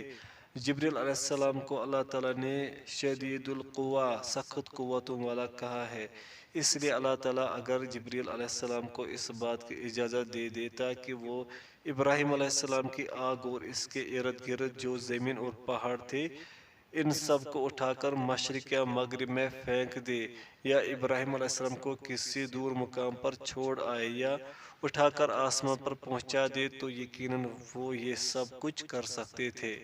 جیسے کوئی مالدار شخص کسی ضرورت مند کو دیکھ کر قرض دینے کی پیشکش کرے یا یوں ہی کچھ دینا چاہے جس سے وہ اپنی ضرورت پوری کر سکے اور یہ ضرورت مند شخص لینے سے انکار کر دے اور صبر کرنے کو ہی ترجیح دے، یہاں تک کہ اللہ تعالیٰ خود اس کی روزی کا انتظام کر دے جس میں کسی اور کا کوئی احسان شامل نہ ہو، اب اسی طرح کا استغاثہ کیسے عبادت اور شرک ہو سکتا ہے؟ کاش یہ کچھ سمجھ بوجھ رکھتے ہوں۔ شرح: جبریل علیہ السلام کے واقعہ سے استدلال۔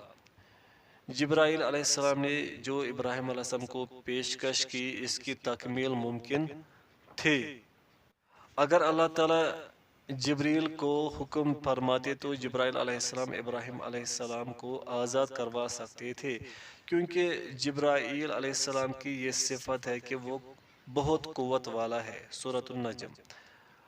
اگر اللہ پاک جبرائیل کو یہ حکم دیتے کہ ابراہیم کی آگ اور اس کے ارد گرد کو اٹھاؤ اور مشرق یا مغرب میں پھینک دو تو جبریل ایسا کر سکتے تھے۔ اسی طرح اگر اللہ ان کو حکم دے دیتے کہ ابراہیم علیہ السلام کو یہاں سے اٹھا کر کسی دوسری جگہ چھوڑ آؤ تو جبریل علیہ السلام ایسا بھی کر سکتے تھے۔ اگر ابراہیم کو اٹھا کر آسمان پر لے جانے کا حکم ہوتا تو یہ بھی ناممکن نہ تھا۔ اس بات کو ایک مثال سے سمجھنا چاہیے۔ ایک مالدار آدمی کسی فقیر اور محتاج آدمی کے پاس آ کر یہ بات کہے کہ تمہیں مال کی ضرورت ہے قرض کی ادائیگی یا تحفہ وغیرہ دینے کے لیے، چونکہ یہ مالدار آدمی اس کی یہ ضرورت پوری کر سکتا ہے لہذا اسے شرک نہیں کہا جائے گا۔ اگر وہ فقیر کہتا ہے کہ جی ہاں مجھے یہ قرضہ ادا کرنا ہے یا میں کسی کو تحفہ دینا چاہتا ہوں تو ایسی صورت میں وہ فقیر مشرک نہیں ہوگا۔ متن توحید کی عملی تطبیق۔ اس رسالے کے اختتام پر ہم ایک انتہائی اہم مسئلہ بیان کرنا چاہتے ہیں۔ سابقہ گفتگو کے دوران اس مسئلہ کی طرف اشارہ آ چکا ہے، لیکن چونکہ یہ مسئلہ انتہائی نازک ہے اور لوگ بکثرت اس میں غلطی کر بیٹھتے ہیں، اس لیے علیحدہ طور پر اس کا بیان کر دینا ضروری سمجھا۔ اس بات پر سب کا اتفاق ہے کہ توحید کا دل، زبان اور عمل نیتوں سے بیک وقت تعلق ہونا ضروری ہے۔ اس میں سے اگر کسی ایک چیز کے اندر بھی خلل واقع ہو تو آدمی مسلمان نہیں رہتا۔ کوئی شخص اگر توحید کو سمجھتا ہے مگر اس کے مطابق عمل نہیں کرتا تو وہ فرعون اور ابلیس وغیرہ کی طرح سرکش کافر ہے۔ اس بارے میں بہت سے لوگ غلط فہمی میں مبتلا رہتے ہیں، کہتے ہیں کہ ہم جانتے ہیں کہ فلاں بات حق ہے، ہم اس کا اقرار بھی کرتے ہیں لیکن اس پر عمل نہیں کر سکتے، اپنے علاقہ کے لوگوں کے مخالفت کر کے ہمارے لیے گزارا کرنا مشکل ہے۔ اسی طرح کے دیگر عذر بھی وہ پیش کرتے ہیں۔ شاید وہ نہیں جانتے کہ کافروں کے بڑے بڑے سردار بھی حق کو پہچانتے تھے اور اسی طرح کے ہیلے بہانے میں پڑھ کر ہی وہ حق کو چھوڑے ہوئے تھے، جیسا کہ اللہ تعالیٰ کا ارشاد ہے۔ انہوں نے اللہ کی آیتوں کو تھوڑی سی قیمت پر بیچ ڈالا۔ سورہ التوبہ۔ نیز فرمایا وہ ان محمد صلی اللہ علیہ وسلم کا ایسا پہچانتے ہیں جیسا اپنے بیٹوں کو۔ سورۃ البقرہ۔ لیکن اگر کوئی شخص توحید کو سمجھے بغیر یا دل میں ایمان رکھے بغیر صرف ظاہر میں توحید پر عمل کرتا ہے تو وہ منافق ہے جو کافر سے بھی بدتر ہے۔ ارشاد باری تعالیٰ ہے، ترجمہ بے شک منافقین جہنم کے سب سے نچلے درجے میں رہیں گے۔ سورۃ النساء۔ یہ مسئلہ انتہائی اہم اور طویل ہے۔ اس کی اہمیت کا اندازہ آپ کو اس وقت ہوگا جب اس سلسلے میں لوگوں کی باتوں پر غور کریں گے۔ چنانچہ بعض لوگ تو آپ کو ایسے ملیں گے جو حق کو پہچانتے تو ہیں لیکن دنیاوی جاہ و منصب اور جاہ و مال کے کم ہونے کے ڈر سے اس پر عمل نہیں کرتے، جبکہ بعض لوگ ایسے بھی ملیں گے جو صرف توحید پر عمل کرتے ہیں۔ ان سے اگر پوچھا جائے کہ توحید کے بارے میں آپ کا کیا عقیدہ ہے تو اس کا علم ان کے پاس نہیں ہوتا۔ شرح: جاہ و منصب کی رکاوٹ۔ انسان کے لیے ضروری ہے کہ اس کا دل، زبان اور تمام اعضاء توحید کی ترجمانی کرتے ہوں۔ اگر اس کے دل میں توحید قائم ہے لیکن اس کی زبان اور اس کے اعمال اس کی گواہی نہیں دیتے تو یہ شخص اپنے دعوے میں جھوٹا ہے، کیونکہ دل میں اگر توحید موجود ہے تو زبان اور اعضاء کو اس کی ترجمانی کرنی چاہیے۔ نبی صلی اللہ علیہ وسلم نے فرمایا ہے، خبردار، جسم میں ایک ٹکڑا ہے، اگر وہ درست رہے تو سارا جسم درست رہتا ہے اور اگر وہ خراب ہو جائے تو سارا جسم خراب ہو جاتا ہے۔ خبردار، وہ ٹکڑا دل ہے۔ صحیح بخاری و صحیح مسلم۔ اگر کوئی آدمی اپنے دعوے کے مطابق دل سے موحد ہے لیکن اس کی زبان اور اس کے اعمال توحید والے نہیں ہے تو پھر یہ فرعون کی فہرست میں شمار ہوگا، کیونکہ وہ دل سے پوری طرح تسلیم کرتا تھا کہ یہ بات حق ہے لیکن وہ زبان سے انکاری تھا اور اس عقیدہ کا مخالف تھا۔ اس کا دعویٰ تھا کہ میں رب ہوں۔ اللہ تعالیٰ نے قرآن مجید میں یہ مضمون نقل فرمایا ہے۔ ترجمہ: انہوں نے دین اسلام کا انکار کر دیا لیکن وہ اس بات پر یقین رکھتے تھے اور انہوں نے یہ سارا کام ظلم کرتے ہوئے اور تکبر کرتے ہوئے کیا تھا۔ سورۃ النمل۔ موسیٰ علیہ السلام نے فرعون سے یوں کہا۔ ترجمہ: تجھے معلوم ہے کہ ان احکامات کو نازل کرنے والا وہی ہے جو آسمانوں اور زمین کا رب ہے، جو بصیرت والا ہے۔ سورۃ الاسراء۔ لوگوں کی عام غلطی۔ اکثر لوگ صحیح بات کو سمجھتے ہیں لیکن کہتے ہیں ہم ایسا نہیں کر سکتے کیونکہ اس طرح ہمارے ملک کے لوگ ہماری مخالفت کریں گے یا ایسا ہی کوئی عذر پیش کرتے ہیں، لہٰذا اس بات کو سمجھنا چاہیے کہ ایسا کوئی بھی عذر ان کو فائدہ نہیں دے سکتا کیونکہ ہر شخص پر لازم ہے کہ وہ اللہ تعالیٰ کی خوشنودی کی تلاش میں رہے، اگرچہ لوگ اس عمل سے ناراض ہو۔ اس طرح لوگوں کی خوشی کے لیے اللہ تعالیٰ کی ناراضگی اپنی ذمہ نہ لے۔ یہ شخص بھی ان لوگوں جیسا ہے جو اپنے آبا و اجداد کے طریقے کو دلیل بناتے تھے۔ اللہ تعالیٰ فرماتے ہیں، ترجمہ: ہم نے اپنے آبا و اجداد کو اس طریقے پر دیکھا ہے اور ہم بھی ان کے نقش قدم پر چلتے ہیں۔ سورہ الزخرف۔ دوسری جگہ فرمایا، اور ہم انہی کے نشانوں کی پیروی کرتے ہیں۔ سورہ الزخرف۔ جاہل آدمی جو سمجھ اور عقل و شعور سے عاری ہے، وہ نہیں جانتا کہ بڑے بڑے کافر جانتے تھے کہ اسلام ہی سچا دین ہے، لیکن وہ اس کی مخالفت کرتے تھے۔ اللہ تعالیٰ فرماتے ہیں، جن لوگوں کو ہم نے کتاب دی وہ اسلام کو پہچانتے ہیں اسی طرح جیسے وہ اپنی اولاد کو پہچانتے ہیں۔ دوسری جگہ فرمایا، ترجمہ: یہ لوگ اللہ تعالیٰ کی آیات کو تھوڑی قیمت کے بدلے بیچ دیتے ہیں۔ یہ لوگ بھی ایسے ہی عذر پیش کرتے تھے جو ان کے کسی کام نہ آئے کہ اگر میں اسلام قبول کر لوں تو میری حکومت چھین لی جائے گی یا میرے عہدہ و مناصب جاتے رہیں گے۔ اللہ تعالیٰ کے ہاں یہ عذر قابل قبول نہیں۔ صرف اس طرح کے خوف اور ناپسندیدگی کی کیفیت انسان کو جب اسلام قبول کرنے سے دور رکھتی ہے تو یہ چیز انسان کے لیے زیادہ خطرناک ہو سکتی ہے، کیونکہ جو آدمی حق سے بالکل ناواقف ہے، اسے معلوم ہی نہیں کہ اسلام سچا دین ہے یا نہیں، اور توحید سچ ہے یا قبروں کی پرستش کرنا درست ہے، تو ایسا آدمی معذور ہو سکتا ہے۔ ناواقف آدمی کو اصلاح علم کی وجہ سے خبردار کیا جا سکتا ہے۔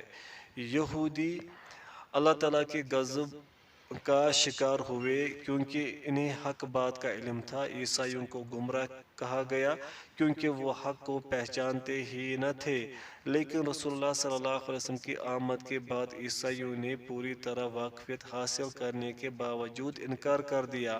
چنانچہ جیسے یہودی اللہ تعالیٰ کے غضب کے حق دار ٹھہرے، اسی طرح عیسائی بھی اللہ کے غضب کا شکار ہوئے۔ اگر کوئی اپنی زبان اور اپنی اعضاء سے توحید کا اقرار کرتا ہے لیکن اس توحید نے اس کے دل میں جگہ نہیں بنائی اور اس کے ذہن نے پوری طرح تسلیم نہیں کیا تو ایسا شخص منافق ہوگا۔ ان کافروں سے زیادہ بدتر ہوگا جو اعلانیہ کافر ہے۔ اللہ تعالیٰ فرماتے ہیں، ترجمہ: منافق لوگ جہنم کے سب سے نچلے گڑھے میں ہوں گے۔ یہ آیت اس کے متعلق ہے جو حق پہچاننے کے باوجود حق سے دشمنی رکھتا ہے، لیکن یہ شخص اپنے دل سے نہ توحید کو پسند کرتا ہے اور نہ اسلام پر مطمئن ہے، البتہ ظاہری طور پر شریعت کا اظہار کرتا ہے تاکہ مسلمانوں اور رسول اللہ کو دھوکہ دے سکے۔ اگر کوئی آدمی پوری طرح توحید کے تقاضوں کو نہیں سمجھتا لیکن لوگوں کی دیکھا دیکھی عمل کرتا ہے اور اسے حقیقی بات کا علم نہیں کہ یہ ایسا کیوں کرتے ہیں، تو ایسے شخص کے لیے واجب ہے کہ اس کی تعلیم حاصل کرے، لیکن اگر وہ اسی حالت پر قائم رہتا ہے اور اپنی اس حالت کو تبدیل نہیں کرتا تو وہ منافق ہے۔ فاضل مؤلف نے اس مسئلے کو بہت زیادہ اہمیت بنا کر پیش کیا ہے کہ اکثر لوگ حق کا انکار صرف اس وجہ سے کرتے ہیں کہ لوگ ان کو ملامت کریں گے، لوگ ان کو مذاق بنائیں گے، یا دنیاوی عہدے کے حصول کے لیے وہ حق بات کا انکار کرتے ہیں، تو ایسے شخص کے تمام حالات کو دیکھ کر اس پر نفاق وغیرہ کا حکم لگے گا۔ اسی طرح دیکھا جا سکتا ہے کہ خالص مومن کون ہے۔ متن: لہذا ایسی صورت میں قرآن کریم کی دو آیتیں خاص طور پر آپ پیش نظر رکھیں۔ پہلی آیت یہ ہے، ترجمہ: بہانے مت بناؤ، تم ایمان لا کر ایمان کا دعویٰ کر کے پھر کافر ہو گئے۔ سورۃ توبہ۔ اس آیت میں رسول اللہ صلی اللہ علیہ وسلم کے ساتھ رومیوں سے غزوہ کرنے والے بعض منافقین کو جب اس وجہ سے کافر کہہ دیا گیا، انہوں نے ہنسی مذاق کے طور پر اپنی زبان سے ایک کفریہ بات نکال دی تھی، تو پھر سوچے کہ اس شخص کا کیا حال ہوگا جو کسی کی دلجوئی کے لیے مال و منصب کے کم ہو جانے کے ڈر سے کفر کی باتیں یا اس پر عمل کرتا ہو۔ اس سلسلے میں دوسری آیت یہ ہے، ترجمہ: جو شخص ایمان لانے کے بعد اللہ کے ساتھ کفر کرے وہ نہیں جو کفر پر مجبور کیا جائے اور اس کا دل ایمان پر برقرار ہو، مگر جو لوگ کھلے دل سے کفر کرے تو ان پر اللہ کا غضب ہے اور ان کے لیے بہت بڑا عذاب ہے، یہ اس لیے کہ انہوں نے دنیا کی زندگی کو آخرت کی زندگی سے عزیز سمجھا۔ سورۃ النحل۔ اس آیت میں اللہ تعالیٰ نے صرف اس شخص کو قابل معافی بتایا ہے جسے کفر پر مجبور کر دیا گیا ہو، مگر اس کا دل ایمان پر جمع ہوا ہے۔ اس کے علاوہ باقی سارے لوگ کافر ہیں، خواہ انہوں نے ڈر کی وجہ سے کفر کا کلمہ اپنی زبان سے نکالا ہو یا کسی کے دلجوئی کے لیے وطن یا اہل و عیال اور مال و متاع کی محبت میں کفریہ بات کہی ہو یا مزاح کے طور پر یا کسی اور مقصد کے تحت، بہرحال وہ کافر شمار ہوں گے، جیسا کہ مذکورہ بالا آیات اس مسئلہ پر درج ذیل دو پہلوؤں سے دلالت کرتی ہے۔ پوائنٹ فرسٹ، الا من اکرہ، وہ شخص جسے کفر پر مجبور کر دیا گیا ہو کے جملے سے ثابت ہوتا ہے کہ اللہ تعالیٰ نے صرف مجبور کیے گئے شخص کو کفر سے مستثنی قرار دیا ہے، اور یہ سب جانتے ہیں کہ صرف زبان یا عمل پر مجبور کیا جا سکتا ہے، دلی اعتقاد پر کوئی بھی شخص کسی کو مجبور نہیں کر سکتا۔ پوائنٹ ٹو، مذکورہ آیت کی دلالت کا دوسرا پہلو یہ ہے کہ اس کے فوراً بعد اللہ تعالیٰ نے فرمایا، ترجمہ: یہ اس لیے ہوگا کہ انہوں نے دنیا کی زندگی کو آخرت کے مقابلے میں پسند کیا۔ سورۃ النحل۔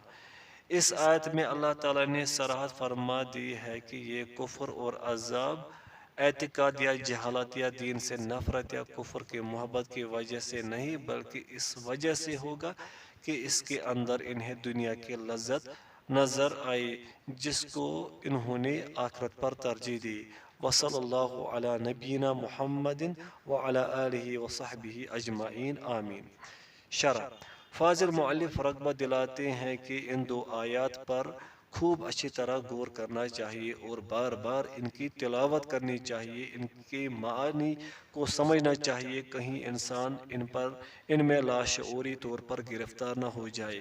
اللہ تعالیٰ کا فرمان ہے، ترجمہ: اب تم عذر نہ کرو، تم نے ایمان قبول کرنے کے بعد کفر کیا ہے۔ سورۃ توبہ۔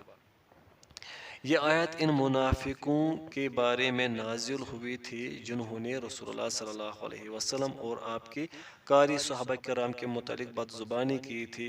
جب یہ منافقین رسول اللہ صلی اللہ علیہ وسلم کے ساتھ غزوہ تبوک میں شامل تھے تو اس وقت انہوں نے کفریہ کلمہ کہا۔ یہ بات ازرہ مزہ کہی تھی یا سنجیدگی سے نہیں کہی، اس کے باوجود ان پر یہ سخت فیصلہ کیا گیا۔ ان کے بالمقابل اس شخص کی حالت کیا ہوگی جو انسان سنجیدگی سے کوئی کفریہ کلمہ کہے اور اس کا دل اس پر پوری طرح مطمئن ہو اور اسے خطرہ یہ ہو کہ میرا دنیاوی عہدہ و منصب چھوٹ جائے گا، تو یہ بہت خطرناک جرم کی صورت اختیار کر لیتا ہے۔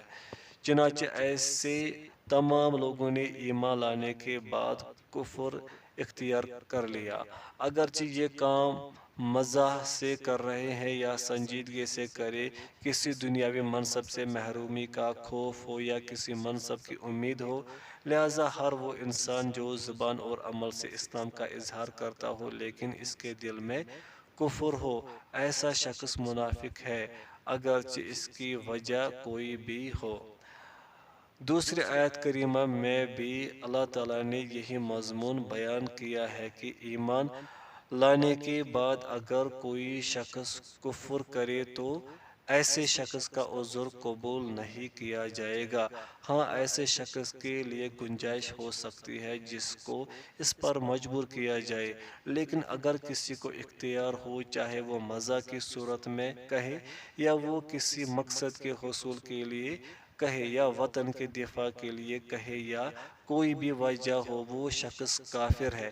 اللہ تعالیٰ صرف اس کفر کا عذر قبول کرتے ہیں جو شخص مجبور کیا جائے، اور یہ شرط بھی ہے کہ اس کا دل پوری طرح ایمان پر مطمئن ہو، تو ایسا شخص انشاءاللہ مومن ہوگا، کافروں میں شمار نہ ہوگا۔ مجبوری تو صرف زبان اور اعمال کی صورت میں ہوتی ہے کہ انسان زبان سے کہنے پر اور عمل کرنے پر مجبور ہوتا ہے، لیکن دل کی حالت تبدیل کرنے پر انسان کو کوئی مجبور نہیں کر سکتا، کیونکہ دل کے عقیدے کا علم تو صرف اللہ کو ہوتا ہے۔ مجبوری تو صرف زبانی اقرار و عمل کے ساتھ تعلق رکھتی ہے۔ اس بات کی وضاحت دوسری طرح بھی کی جا سکتی ہے کہ جب کوئی شخص کفریہ کلمہ اس وقت کہتا ہے کہ جب وہ آخرت کی نسبت دنیا کو پسند کرتا ہو، یہ اس کا کفر ہے۔ دنیا سے مراد ہر وہ چیز ہے جس کا تعلق دنیا کی زندگی سے ہو، اگرچہ وہ منصب ہے، مال و دولت سے کوئی اور دوسری چیز۔ جو شخص دنیا اور اس کے اندر کسی بھی چیز کو آخرت پر ترجیح دیتا ہے اور وہ اس عمل سے کفری عمل کرتا ہے، تو یہ شخص کافر ہے، اگرچہ وہ کفر کو پسند کرے یا نہ کرے، کم از کم دنیا کو پسند کرنے کی وجہ سے وہ کافر ہو جائے گا۔ یہاں یہ بات غور طلب ہے کہ کچھ لوگ کفر کو پسند کر کے کافر ہوتے ہیں اور کچھ لوگ مال و دولت، مرتبہ یا حکومت کے حصول کے لیے کفریہ کام کرتے ہیں۔ اسی طرح کچھ لوگ کسی بادشاہ کے قریبی عہدے کو حاصل کرنے کے لیے کافر ہوتے ہیں۔ لہذا یہ تمام مقاصد بہرحال انسان دنیا میں اختیار کرتا ہے۔ اللہ تعالیٰ سے دعا ہے کہ اللہ تعالیٰ ہم سب کو صراط مستقیم پر چلائے اور اس راستے سے ہمارے دلوں کو دور نہ کرے۔